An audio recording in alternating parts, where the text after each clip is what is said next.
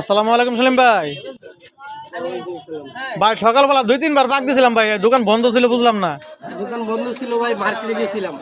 আমি ওই যে একটা অফার নিয়েছিলাম তো ভাই, অফারটা একটু কাম করুন লাগে ভাই। এটা কি ভাই? এই বাস যাচ্ছে না হঠাৎ করে।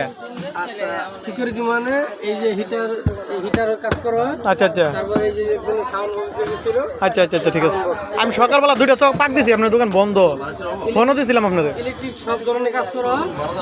এই যে অটোর মালামাল হচ্ছে আছে দেখছেন। আচ্ছা চার্জার কোড, চাবি, পরে চাবির ছড়া, চাপা, সব আছে।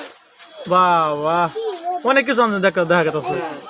আপনারা এই যে দেখতে পারতেছেন সেলিম ভাইয়ের দোকানে যে 2 প্রকারের কটনি আসছে, অথবা এই যে চাপা আছে, চাবির চূড়ানি আছে, মোটরের লোড আইসি আনা হয়েছে। কেউ যদি মোটরের লোড আইসি সমস্যা হয় আসতে পারবেন এখানে, আচ্ছা লাগাই নিতে পারবেন। আচ্ছা সেলিম ভাইয়ের কিন্তু আর কিছু কথা শুনি। আচ্ছা সেলিম ভাই কি চার্জার ভাইয়া? এটা হলো নোকিয়া চার্জার ভাই। এই যে কফিটা ডিস্টার্ব হয়েছিল, যে ঠিক করে দিয়েছি ভাই। কফি না কফি? এটা কফিটা।